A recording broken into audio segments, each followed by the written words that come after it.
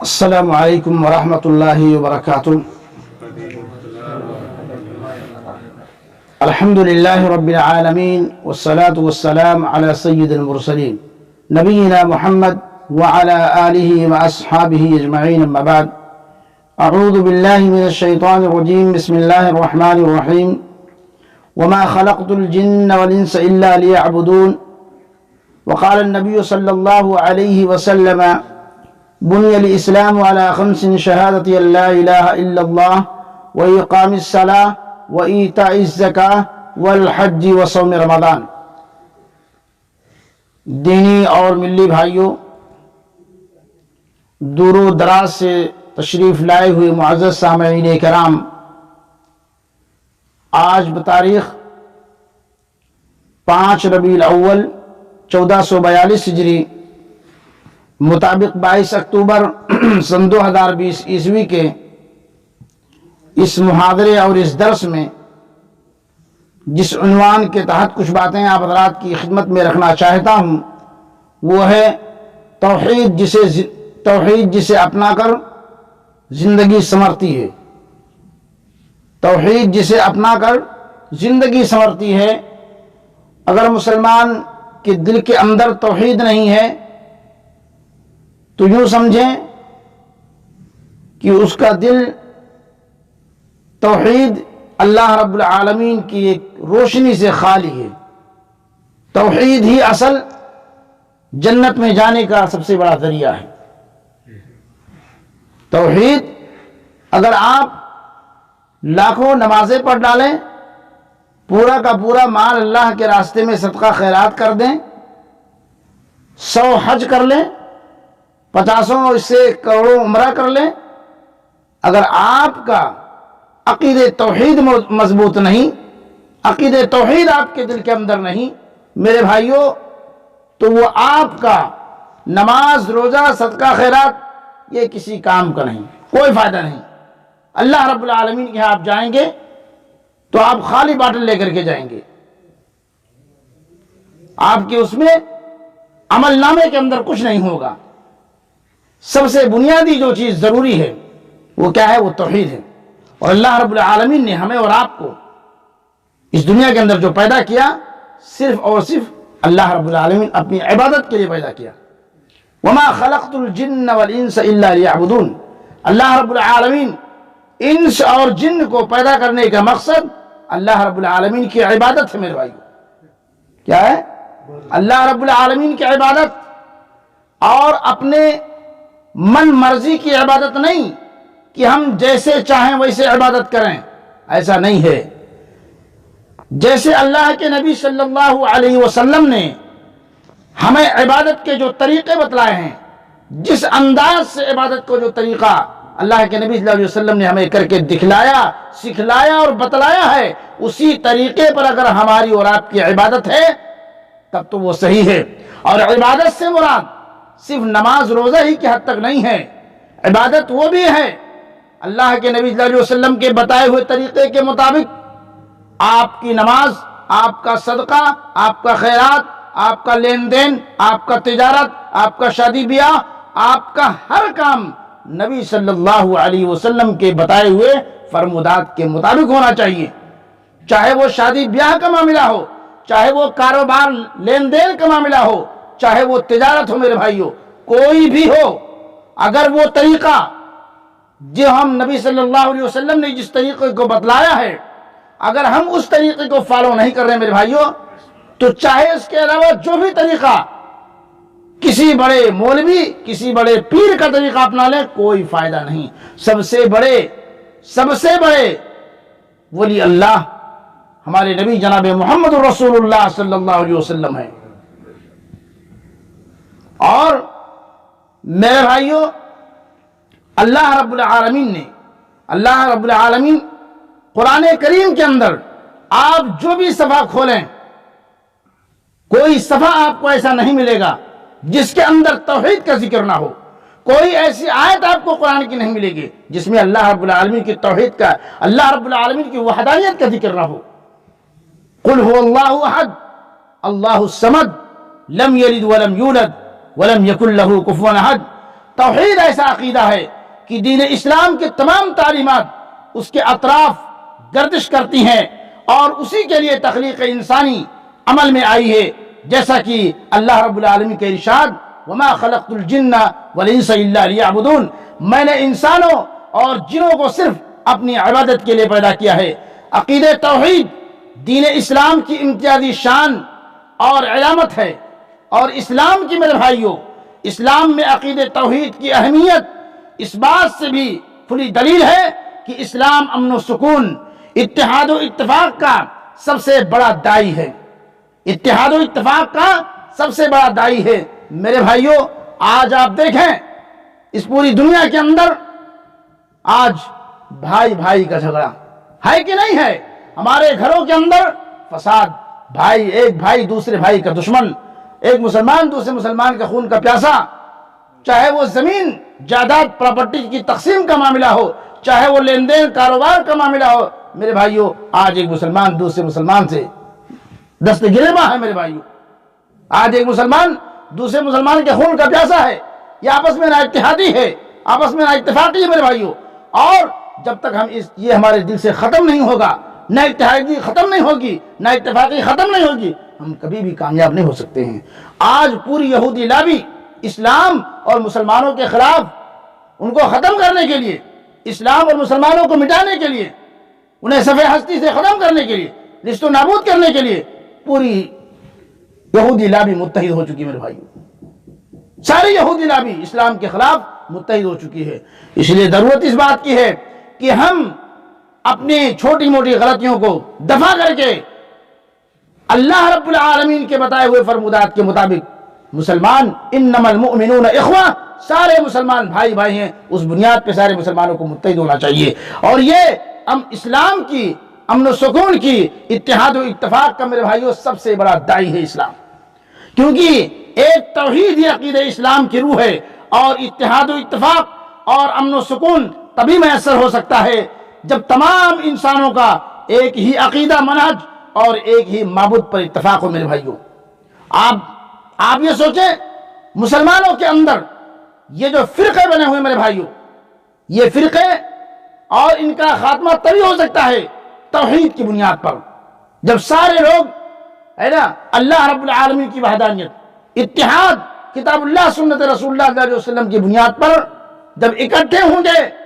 تبھی متحد ہو سکتے ہیں۔ نہیں تو لوگ جو اپنے منمانی اور اپنے مرضی سے جو چاہیں کریں، اس کی بنیاد پر اتحاد نہیں ہو سکتا ہے۔ ہمارے فلاں مولوی نے کہا ہے، یہ ہمارے فلاں پیر نے کہا ہے، یہ ہم جشن عید میلاد النبی مناتے ہیں، یہ 12 ربیع الاول مناتے ہیں۔ میرے بھائیوں، نبی کریم صلی اللہ علیہ وسلم کی زندگی میں یہ غیر مسلموں کا رواج ہے۔ یہ مہینہ جو چل رہا ہے یہ 12 ربیع الاول کا مہینہ ہے۔ ہمارے ملکوں میں دیکھیے کیا ہوتا ہوگا 12 ربیع الاول کے دن، گھروں کو چراغاں کیا جاتا ہے، گلیوں کو چراغاں روشن کیا جاتا ہے، اور اس طریقے سے دنیا کے خرافات و بدعات کیے جاتے ہیں میرے بھائیوں۔ اور یہ جشن احتفال اللہ کے نبی صلی اللہ علیہ وسلم کے جنم دن اور برتھ ڈے منانا میرے بھائیوں، مختلف شکلوں میں اسے آج نیا ماڈرن نام دیا گیا اور اسے جشن عید میلاد النبی کا نام دیا گیا۔ میرے بھائیوں، اللہ کے نبی صلی اللہ علیہ وسلم کی زندگی میں یہ تاریخ کتنی بار آئی ہوگی؟ اللہ کے نبی صلی اللہ علیہ وسلم کی زندگی کے بعد صحابہ کرام، تبع تابعین، ان کے بعد کتنی آئی، لیکن کہیں کسی سے کوئی ثبوت نہیں ملتا ہے کہ اللہ کے نبی صلی اللہ علیہ وسلم کا جنم دن اور برتھ ڈے عید میلاد النبی منایا میرے بھائیوں۔ یہ کہاں کی ہے میرے بھائیوں؟ یہ خرافات اور یہ بدعات ہیں میرے بھائیوں، جو ہمارے اعمال کو ضائع و برباد کرنے والے ہیں۔ اسی لیے جس طریقے سے ہم دنیاوی معاملات کے اندر ہوشیار ہوتے ہیں، مارکیٹ میں جاتے ہیں، کوئی بھی سامان ہمیں لینی ہو تو پہلے ہم اس کو دیکھتے ہیں، یہ سامان اوریجنل ہے یا خراب ہے، ڈپلیکیٹ تو نہیں ہے، کیوں ہم پیسہ دے کے لے رہے ہیں۔ میرے بھائیوں، آج بھی دیکھیں لوگوں نے اسلام کے اندر گڑمڑ کر دیا ہے، ملاوٹ پیدا کر دی ہے، اور نہ جانے کی ادھر ادھر سے باتیں لا کر کے، ہے نا، یہ تو ہمارے فلاں پیر نے کہا، یہ تو ہمارے فلاں مرشد نے کہا، لے جا کر کے اسے نہ جانے اسلام کے تعلق سے کیسی باتیں اس کے اندر داخل کر دی میرے بھائیوں، جو سراسر غلط ہے اور باطل عقیدہ ہے میرے بھائیوں۔ اسلامی تعلیمات اور تقریباً تمام مسائل میں توحید کے مظاہر بالکل واضح ہیں، ارکان اسلام ہو یا ارکان ایمان قرآن کریم کی آیات ہوں یا احادیث صحیحہ سیرت نبوی اسوہ صحابہ ہو، چاہے محدثین اور فقہا کا علمی دور، ہر مقام پر توحید کی جو اہمیت دی گئی ہے وہ دنیا کے دوسرے مذہبوں کی عام و خاص کسی بھی مسئلے میں نہیں پائی جاتی ہے۔ اسلامی ماحول کے اندر جب بچے کی پیدائش ہوتی ہے تو پیدائش بلکہ حمل ٹھہرنے اور اس سے پہلے نکاح مسنون اور مباشرت کے وقت کی دعا بھی توحید کی مکمل ترجمانی ہوتی میرے بھائیوں۔ اللہ کے نبی صلی اللہ علیہ وسلم نے اپنی امت کو یوں ایسے شاعر عام پہ نہیں چھوڑ دیا میرے بھائیوں، بلکہ اپنی امت کو زندگی گزارنے کے سارے طریقے اللہ کے نبی صلی اللہ علیہ وسلم نے بتلا دیے ہیں۔ کس طریقے سے اللہ کے نبی صلی اللہ علیہ وسلم یعنی اپنی امت کو، ہماری امت کی زندگی کس طرح سے گزارنی چاہیے، یہاں تک کہ ہمارے نبی جناب محمد رسول اللہ صلی اللہ علیہ وسلم نے ہے نا یہ بھی بتلا دیا کہ حمام کے اندر کیسے داخل ہوا جائے، باتھ روم کے اندر کیسے داخل ہوا جائے اور کون سا پیر داخل کیا جائے۔ میرے بھائیوں یہ بھی ہمارے نبی جناب محمد رسول اللہ صلی اللہ علیہ وسلم نے ہمیں یہ بھی بتا دیا ہے۔ میرے بھائیوں توحید کی فضیلت کے تعلق سے آپ دیکھیے، خلوص دل سے کلمہ توحید کا اقرار کرنے والا جنت کے اندر جائے گا، جنت کے اندر داخل ہوگا۔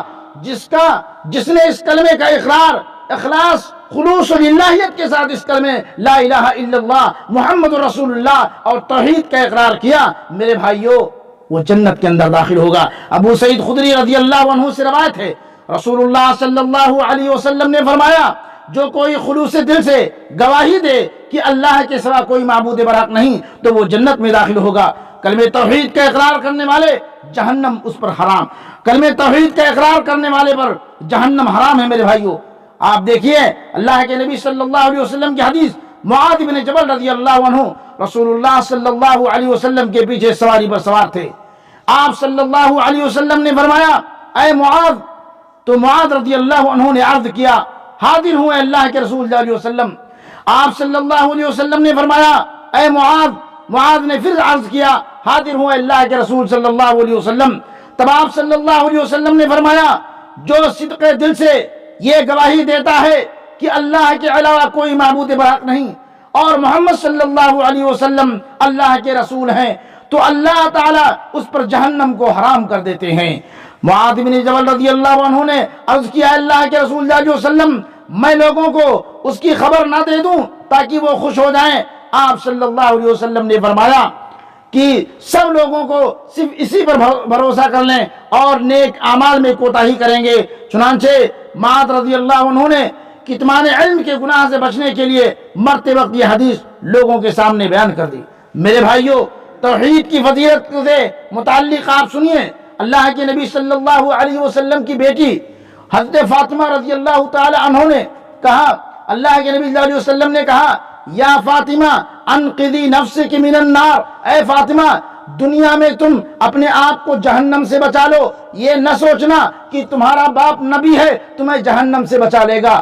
یہاں تک کہ فاطمہ رضی اللہ تعالی عنہ جو اللہ کے نبی صلی اللہ علیہ وسلم کی بیٹی ہیں، اور ایک دوسری حدیث کے اندر اللہ کے نبی جناب محمد رسول اللہ صلی اللہ علیہ وسلم اپنی پھوپھی ہے نا یا اپنی پھوپھی سے مخاطب ہو کر کے فرماتے ہیں کہ یا صفیہ عمت رسول اللہ سلینی من مالی ما شئت فانی لا اغنی عنک من اللہ شیئا، اے پھوپھی دنیا میں جو کچھ مانگنا ہے مانگ لو اور میں چاہوں گا کہ تمہاری مانگ کو پورا کر دوں، یہ نہ سوچنا کہ تمہارا بھتیجا جو ہے نبی ہے اور تمہیں جو ہے جہنم سے بچا لے گا۔ میرے بھائیوں یہاں تو بیٹی اور پھوپھی کا مسئلہ ہے، یہاں ایک جلیل القدر صحابی جس کے بارے میں اللہ رب العالمین نے کہا واتخذ اللہ ابراہیم خلیلا، اگر اللہ رب العالمین نے کسی کو دوست بنایا تو وہ ابراہیم خلیل اللہ کو دوست بنایا، اور فرمایا کہ حضرت ابراہیم خلیل اللہ فرماتے ہیں کہ اے اللہ کے نبی صلی اللہ علیہ وسلم،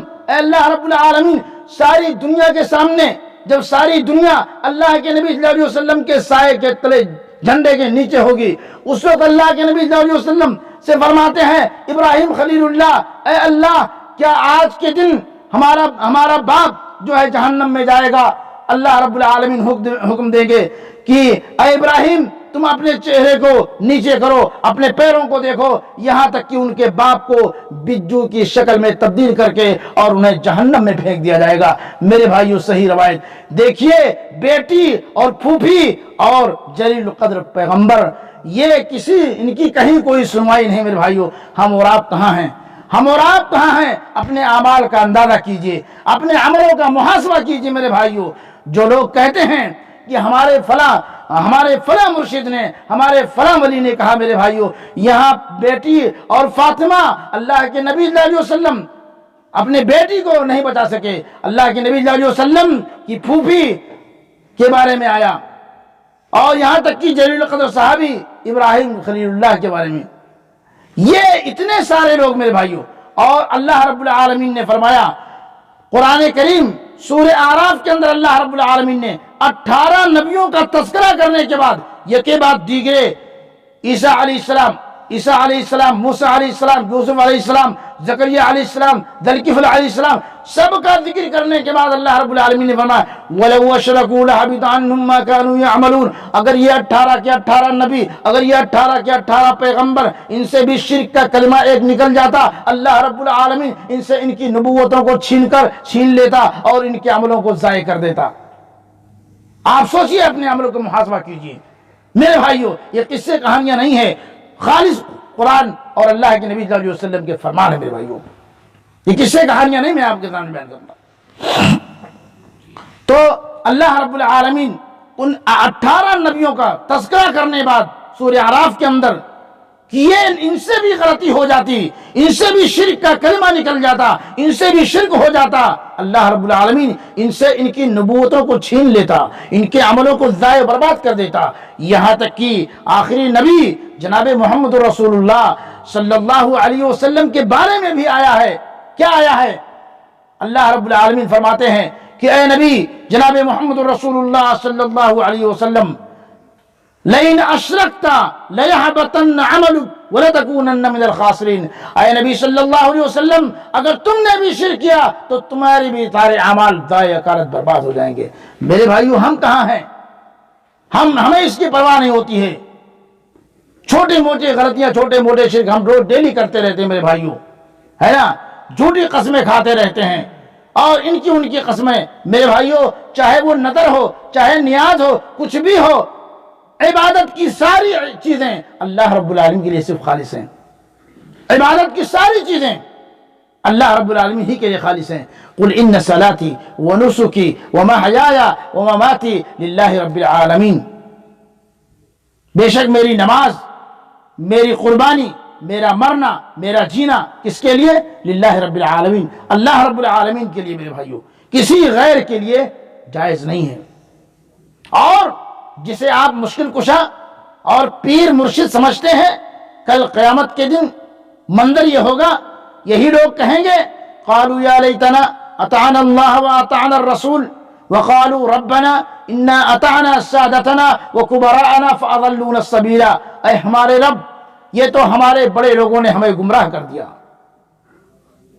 اے کاش ہم اللہ کی اطاعت کیے ہوتے، اے کاش ہم رسول کی اطاعت کیے ہوتے، اے کاش ہم اللہ کا کہا مانے ہوتے، رسول کی تابعداری کیے ہوتے، رسول کے اتباع کیے ہوتے، آج یہ دن نہ دیکھنے کو ملے۔ یہ تو ہمارے بڑے لوگوں نے ہمیں گمراہ کر دیا۔ اسی لیے میرے بھائیوں جو بھی عمل کرو اس کو پہلے کھنگالو، اس کو پہلے میزان کے ترازو میں وزن کرو۔ جو بھی عمل ہو، عمل کرنے سے پہلے اسے میزان کے ترازو میں تولو۔ اور میں بھی آپ سے کہتا ہوں، اگر میں نے بھی کوئی حدیث بیان کری آپ کے سامنے اور آپ کو لگا کہ یہ حدیث مولانا صاحب کہاں سے بیان کر رہے ہیں، آپ پوچھ سکتے ہیں مولانا صاحب یہ حدیث صحیح ہے کہ غلط ہے، یہ حدیث ضعیف ہے کہ حدیث صحیح ہے، آپ پوچھیں، آپ کو اختیار ہے میرے بھائیوں۔ جس طریقے سے آپ دنیاوی معاملات کے اندر بڑے ہوشیار ہیں، بڑے چالاک ہیں، سامان لینے جاتے ہیں تو آپ دیکھتے ہیں میڈ ان انڈیا ہے، made in Pakistan, made in Japan ہے کیا، میڈ ان چائنا، لیکن جو سب سے اوریجنل ہوتا ہے آپ وہ دیکھ کر کے لیتے ہیں کہ کہیں غلط لیبل تو نہیں لگا ہوا ہے، کہیں ڈپلیکیٹ لیبل تو نہیں لگا ہوا ہے میرے بھائیوں، اوریجنل دیکھتے ہیں۔ اسی طریقے سے اسلام کے بارے میں آپ دیکھیے کہ کہیں اسلام کے بارے میں بھی آپ دیکھیے کہ کہیں یہ حدیث صحیح ہے یا غلط ہے، یہ جو بیان کرنے والے نے بیان کیا، آپ اس کے بارے میں بدھو کیوں ہو جاتے ہیں؟ آپ کی ہوشیاری کہاں جاتی ہے؟ آپ پوچھئے، عمل کرنے سے پہلے کوئی بھی عمل ہو آپ اسے اپنے اللہ رب العالمین نے ایک ترازو دیا ہے، ایک میزان دیا ہے، وہ ترازو و میزان کیا ہے؟ کتاب اللہ، سنت رسول اللہ میرے بھائیو، اس کو وزن کیجئے۔ اللہ نے قرآن کریم کے اندر اس کا بیان کہاں کیا ہے؟ نبی صلی اللہ علیہ وسلم نے اس کا کہاں ذکر کیا ہے حدیث کے اندر؟ یہ کون سی حدیث ہے میرے بھائیو؟ کس درجے کی حدیث ہے؟ یہ حدیث صحیح ہے یا ضعیف ہے؟ آپ اس ترازو پہ عمل کیجئے۔ اگر وہ حدیث صحیح ہے، اللہ کے نبی صلی اللہ علیہ وسلم نے اسے عمل کر کے سکھلایا اور بتلایا ہے، تو میرے بھائیو آپ بھی اسے عمل کیجئے اور عمل کر کے اپنی پیشانیوں کا جھومر بنائیے۔ لیکن اگر ہمارے نبی نے اسے نہیں کیا ہے، ہمارے نبی صلی اللہ علیہ وسلم نے اس کا ذکر حدیث کے اندر نہیں کیا ہے، اور اللہ رب العالمین نے قرآن مجید کے اندر اس کا تذکرہ نہیں کیا میرے بھائیو، تو اسے جوتے کی نوک پہ رکھیے اور دیوار پہ مار دیجیے۔ یہ ہے توحید میرے بھائیو، یہ ہے توحید۔ آپ نے دیکھا اللہ کے نبی صلی اللہ علیہ وسلم کی بیٹی، اللہ کے نبی صلی اللہ علیہ وسلم کی پھوپھی، کہیں جو ہے ان کا کہیں سنوائی نہیں میرے بھائیو۔ نبی جو کہ نبی کی بیٹی، نبی کی پھوپھی، اور جلیل القدر پیغمبر ابراہیم خلیل اللہ کا باپ، ان کی بھی سنوائی نہیں میرے۔ ہم کس کھیت کے مولی ہیں میرے بھائیو؟ ہم کس کھیت کے مولی ہیں؟ اسی لیے ہمیں ہر قدم عمل کے بارے میں، اور ایسے نہیں میرے بھائیو، نماز پڑھیے تو اسی طریقے سے نماز ادا کیجئے جس طریقے سے نبی صلی اللہ علیہ وسلم نے نماز پڑھ کے سکھلایا اور بتلایا ہے۔ ایسے نہیں، ہمارے بہت سارے لوگ نماز کے بارے میں میرے بھائیو بہت کاہل، بہت سست ہیں۔ ایسے لگتا ہے مسجد کے اندر آئے تو جیسے جیل خانے میں آ گئے، پنجرے میں آ گئے، فٹافٹ جو ہے 4 رکعت پڑھے، 3 رکعت پڑھے، 2 رکعت پڑھے اور دنادن نکلے بھاگے میرے بھائیو۔ جو نماز کے بعد کی دعائیں پڑھی جاتی ہیں، ہے نا، بہت سارے لوگ کہتے ہیں مولانا صاحب نماز پڑھتا ہوں لیکن سکون نہیں ملتا ہے۔ میرے بھائیوں میں کہتا ہوں آپ سکون سے نماز پڑھیے، دیکھیے آپ کو سکون نہیں ملتا ہے۔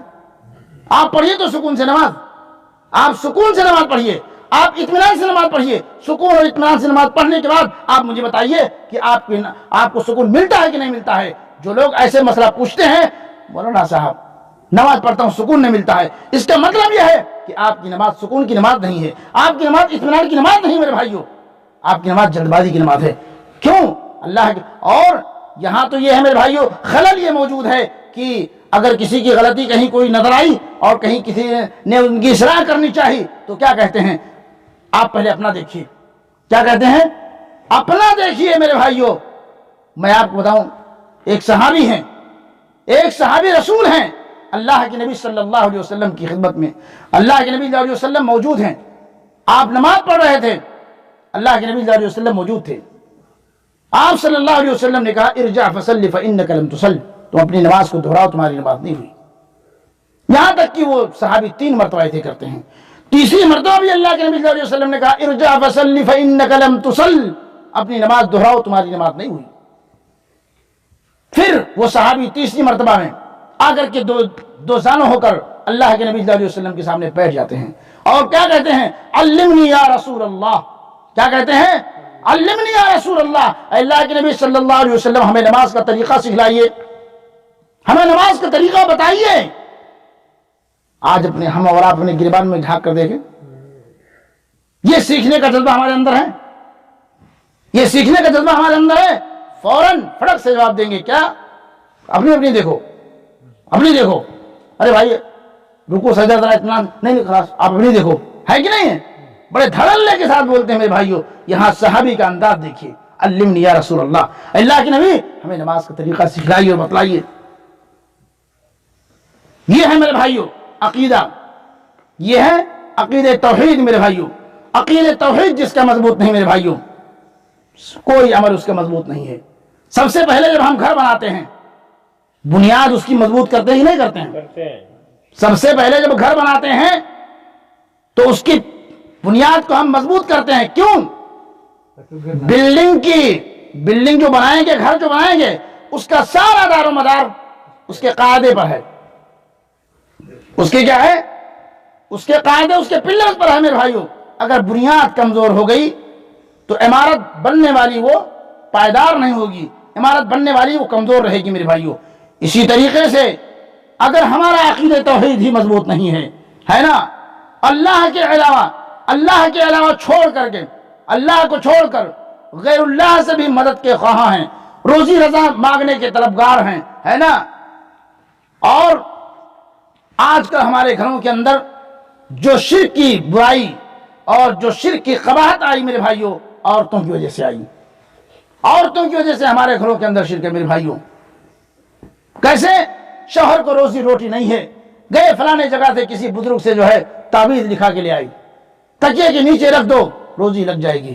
بیٹا بیٹی نہیں ہوا، جا کے فلانے جگہ سے تعویذ، ہے کہ نہیں ہے میرے بھائیوں؟ ہے نا۔ یہ عقیدہ ہے میرے بھائیوں، یہ عقیدہ باطل ہے، یہ عقیدہ مشرکانہ ہے، یہ عقیدہ شرک ہے۔ کیوں؟ اللہ کو چھوڑ کر کے غیر اللہ پر آپ کا توکل، آپ کا بھروسہ اس تعویذ کے اوپر ہے، نہ کہ اللہ کے اوپر ہے۔ میرے بھائیوں، میں کہتا ہوں، آپ دوا لینے جاتے ہو، آپ کو سردی ہے، آپ کو زکام ہے، آپ کو بخار ہے، لیکن دوا یقیناً آپ ہاسپٹل سے لیتے ہو، ڈاکٹر آپ کو پرچی لکھ کے دیتا ہے، لیکن اس دوا کے اندر اگر اللہ رب العالمین شفا نہ ڈالے میرے بھائیوں، تو آپ جو ہے ملین اور ٹنوں کے حساب سے گولیاں کھا جائیں، آپ کو فائدہ نہیں ہوگا۔ وَإِذَا مَرِضْتُ فَهُوَ يَشْفِينِ، اللہ ہی بیمار کرتا ہے، وہی اچھا کرتا ہے میرے بھائیوں۔ وہ تو ایک گولیاں میرے بھائیوں سہارا ہے۔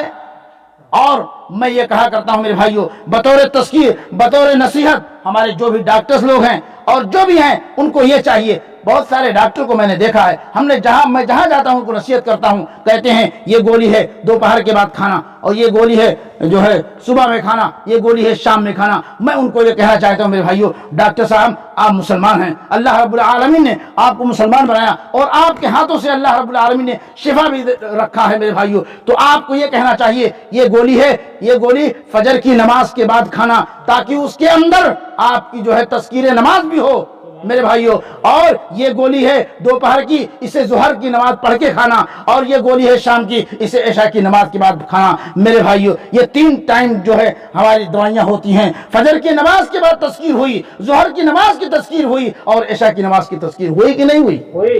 ہاں۔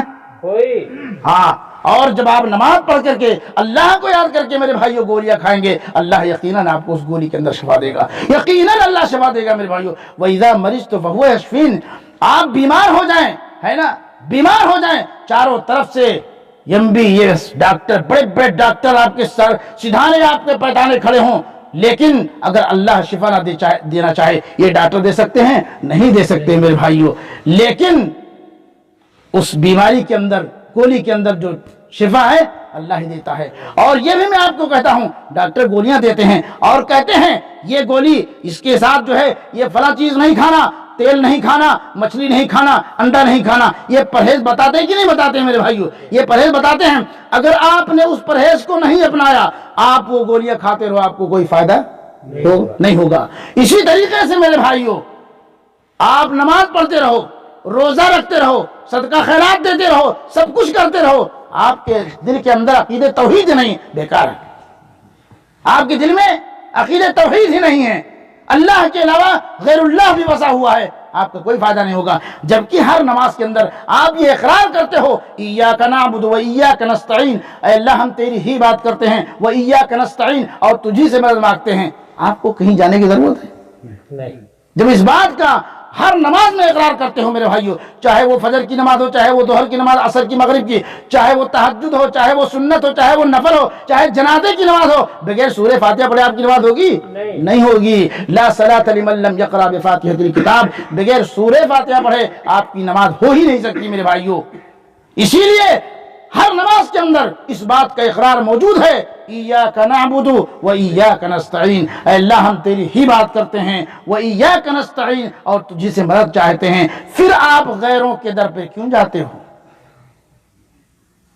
اللہ رب العالمین نے ان مزاروں، ان درگاہوں اور ان پیروں، ان مرشدوں کے تعلق سے کیا قرآن میں کوئی سند اتاری ہے؟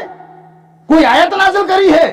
اللہ کے نبی، میرے بھائیوں، اگر مزار کو پوجنا جائز ہوتا ہے نا، اللہ کو چھوڑ کر غیر اللہ سے مانگنا جائز ہوتا ہے نا، تو یہاں مدینے کے اندر اللہ کے نبی جناب محمد رسول اللہ صلی اللہ علیہ وسلم کی قبر موجود ہے میرے بھائیوں۔ لوگ، یہاں کے لوگ چاہتے، مملکت سعودی عرب، مملکت توحید کے لوگ اگر چاہتے تو اللہ کے نبی صلی اللہ علیہ وسلم کی قبر کو سونے ہیرے جواہرات سے بنا کر کے اس کی پوجا کرتے کہ نہیں کرتے؟ کرتے. لیکن وہ چیز جائز نہیں میرے بھائیوں، وہ چیز جائز نہیں ہے. اگر جائز ہوتی تو اللہ کے نبی صلی اللہ علیہ وسلم کی سونے اور سونے سے بڑھ کر ہیرے جواہرات بنا کر کے لوگ اس کی پوجا کرتے ہیں. اسی لیے اللہ رب العالمین نے کہا اس دنیا میں، اس روئے زمین پر جو سب سے بڑا جرم ہے وہ کون سا جرم ہے؟ شرک. شرک سے بڑھ کر کے اتنا جرم کوئی دوسرا نہیں میرے بھائیوں. ان الشرک لظلم عظیم، اللہ نے کہا شرک بہت بڑا ظلم ہے، اور شرک کے علاوہ اگر گناہ ہیں اللہ رب العالمین اگر چاہے میرے بھائیوں تو معاف کر سکتا ہے. ان اللہ لا یغفر ان یشرک بہ ویغفر ما دون ذلک لمن یشاء. اللہ رب العالمین شرک کو کبھی معاف نہیں کرے گا. شرک کے علاوہ اگر گناہ ہیں اللہ چاہے تو معاف کر سکتا ہے. اتنا بڑا جرم نہیں میرے بھائیوں. آپ دیکھیں کہ اللہ رب العالمین کتنا بڑا رحیم و کریم ہے، کتنا بڑا مہربان ہے اللہ رب العالمین. ایک وہ شخص جو اللہ رب العالمین کی عبادت کرتا ہے اللہ اس کے کھیت میں بھی بارش دیتا ہے، اور دوسرا وہ شخص جو اللہ کو نہیں مانتا ہے، اللہ کو نہیں مانتا ہے، اللہ اس کے کھیت میں بھی جو ہے بارش دیتا ہے نا. اگر ہم نماز روزہ نہ کریں، ہم اپنا عقیدہ درست نہ کریں، ہے نا، ہم اپنا عقیدہ درست نہ کریں، نماز روزہ ہم نہ پڑھیں، صدقہ خیرات نہ دیں، حج و عمرہ نہ کریں، ہم اللہ کا کچھ بگاڑ سکتے ہیں؟ ہمارا ہی خسارہ ہے، ہمارا ہی نقصان ہے میرے بھائیوں. آپ کتنے ہی بیمار ہو جائیں، کتنے ہی بیمار کیوں نہ ہو جائیں، بہت سارے لوگوں کو میں نے دیکھا ہے. آپ دیکھیں غیروں کا عقیدہ دیکھیں. میں آپ کو بتاتا ہوں، ایک ایگزامپل دیتا ہوں میرے بھائیوں. جنوب ایشیا کے لوگ، ہندوستان، پاکستان، بنگلہ دیش، عقیدہ دیکھیے. لوگ غیر مسلموں کا عقیدہ دیکھیے. ان کے گھروں میں جب کوئی بیمار ہوتا ہے، آپ کے مسجد کے چبوترے پر ہر نماز کے وقت جو ہے گلاس میں کوئی تیل میں لے کے کھڑا ہوتا ہے مسجد کی سیڑھیوں کے پاس. ہوتا ہے کہ نہیں ہوتا ہے؟ تاکہ اس کے اندر نمازی جب نماز پڑھ کر کے نکلے تو اس کے اندر دم کریں، اس کے اندر دم کریں میرے بھائیوں. اور ایک میں واقعہ ذکر کرتا ہوں جو حقیقت سے خالی نہیں میرے بھائیوں، سچائی مبنی برحق ہے. ایک شخص جو ہے اس کو ایک ہی بیٹا تھا، اور وہ اس کو اور سے بھی شکایت تھی. بہت ہی پریشان تھا، وہ بہت ہی پریشان. مسجد کے قریب میں اس کا مکان تھا، اور خطبہ جمعہ دینے کے لیے میں ہندوستان میں جب تھا تو جاتا تھا. لیکن میں نے ایک مرتبہ ایسے ہی پوچھا کہ کیا ماجرا ہے، تو وہ صاحب کہنے لگے کہ ہمارا بچہ تقریباً 6-7 مہینے سے روتا ہے، بہت پریشان ہے، کوئی دوا سوٹ نہیں کرتا ہے. یہاں تک کہ اس نے کہا کہ میں ہر سنڈے کو جو ہے مندر میں جا کر کے پھول، مالا، گجرا چڑھاتا ہوں، لیکن کوئی فائدہ اس کا نہیں ہوا. میرے بھائیوں اللہ رب العالمین شاہد ہے. میں نے کہا جو تم اپنے گھر میں تیل کھاتے ہو وہ تیل لے کر کے آؤ، اور جو پانی پیتے ہو وہ گلاس، وہ ایک بوتل میں پانی لے کے آؤ. میں نے اسے دم کر کے دیا میرے بھائیوں.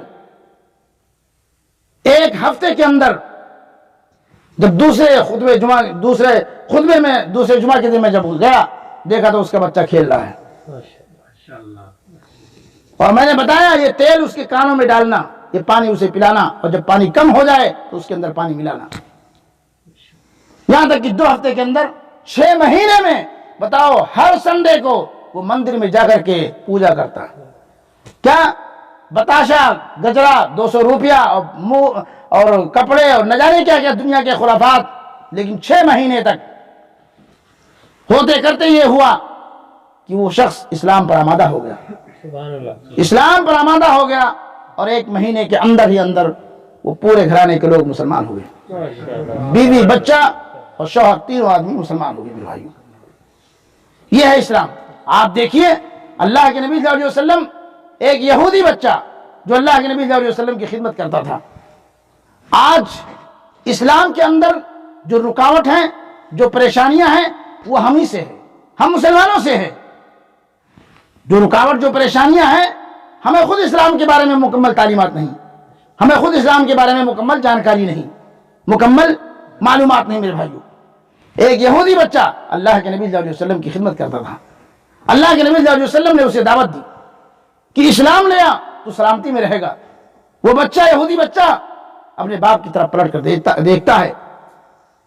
बाप कहता है बेटा मोहम्मद की सल्लल्लाहु अलैहि वसल्लम की बात को मान ले। बच्चा इस्लाम कबूल करता है, इस्लाम के अंदर दाखिल हो जाता है मेरे भाइयों। हदीस के अंदर मौजूद है उसका देखिए। तो अल्लाह के नबी सल्लल्लाहु अलैहि वसल्लम के अखलाक को देख करके लोग इस्लाम के अंदर दाखिल हो जाएंगे। आज जरूरत इस बात की है कि हमारा अखलाक सबसे अच्छा होना चाहिए। हमारा अखलाक जो है सबसे अच्छा होना चाहिए। अकमलुल मुमिनीन ईमानन अहसनुहुम अखलाका, सबसे कामिल मुसलमान मोमिन वो है जिसका अखलाक सबसे अच्छा हो। अखलाक ही की बुनियाद पर लोग एक दूसरे के गले मिलते हैं, अखलाक ही की बुनियाद पर लोग एक दूसरे से नफरत करते हैं, है कि नहीं है? यही जबान इसके अंदर ऐसी तासीर है कि लड्डू भी खिलाती है। यही जबान इसके अंदर ऐसी वो है, सख्ती है कि जूता भी खिलाती है कि नहीं है? इसीलिए जरूरत इस बात की है कि हमें अपना अखलाक सबसे अच्छा बनाना चाहिए। हम मुसलमान हैं मेरे भाइयों, हम मुसलमान हैं। आपका अखलाक, रहन सहन, तौर तरीका है ना, माहौल, माशरा आपका ऐसा रहना चाहिए कि गैर भी देखे तो देखे कि हाँ ये मुसलमान है, इस्लाम जा रहा है। इस तरीके से आप इस्लाम के या अय्युहल्लज़ीना आमनु दुखुलू फिस्सिल्मि काफ़ा, ऐ वो लोगो जो ईमान लाए हो, उदखुलू फिस्सिल्मि काफ़ा, मुकम्मल तौर से इस्लाम में दाखिल हो जाओ। ये नहीं कि अपने फायदे की चीज इस्लाम से ले लो, बाकी जो फायदा है छोड़ दो, ऐसा नहीं है। तो ये नसीहतें हमारे लिए भी है, आप सब के लिए भी है। और जरूरत इस बात की है कि हम सबसे पहले 5 वक्ता नमाजी बने। अकीदे की इस्लाह के साथ साथ, अकीदे की दुरुस्तगी के साथ साथ जरूरत इस बात की है कि हम 5 वक्ता नमाजी बने। मेरे भाइयों, जो मुसलमान 5 वक्त नमाज नहीं पढ़ता उसके अंदर कोई खैर मौजूद नहीं, कोई भलाई मौजूद नहीं है। मेरे भाइयों, आज सबसे ज्यादा अगर गफलत और सुस्ती हो रही है तो नमाज से मुताल्लिक हो रही है। और अल्लाह के नबी सल्लल्लाहु अलैहि वसल्लम की हदीस है कि मन सल्लल बरदैन दखलल जन्नह, जिसने 2 नमाजों की हिफाजत करी, वो नमाज की सारी फजीलत है मेरे भाइयों, सब नमाजों की फजीलत है, फजर की, जोहर की, असर की, मगरिब की, इशा की, लेकिन खास तौर से 2 नमाजें, मन सल्लल बरदैन दखलल जन्नह, यानी जिसने फजर और असर की नमाज की हिफाजत करी वो जन्नत में दाखिल हुआ। क्यों? फजर की नमाज सोने के वक्त है और असर की नमाज कभी सोने के वक्त है।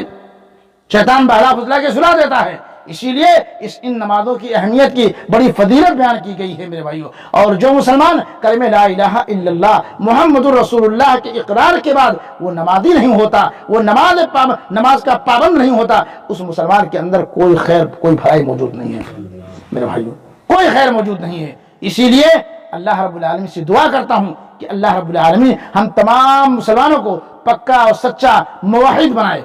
बोलो आमीन। अल्लाह ताला हम तमाम मुसलमानों को 5 वक्ता नमाजी बनाए। अल्लाह ताला हम में से जो बीमार हैं, परेशान हैं, अल्लाह उन्हें तो शफाए कामिल और आजिल अता फरमा। और अल्लाह रब्बुल आलमीन हम तमाम मुसलमानों की दीन की, माल की, इज्जत व आबरू की अल्लाह रब्बुल आलमीन तो हिफाजत फरमा। और जब तक हमें इस दुनिया के अंदर जिंदा रख, इस्लाम पर जिंदा रख, अल्लाह रब्बुल आलमीन इस ममलकत तौहीद की तू दिन दूनी रात चौगुनी तरक्की अता फरमा और तू अपने हिफ्ज़ व अमान में रखे। यहाँ के वलायत उमूर और यहाँ के जिम्मेदारों की अल्लाह रब्बुल आलमीन तू हिफाजत फरमा। और जब तक हमें इस दुनिया में जिंदा रख, अल्लाह ताला ईमान और आखिरत पर जिंदा रख। वमा अलैना इल्लल बलाग। वस्सलामु अलैकुम व रहमतुल्लाहि व बरकातुहू।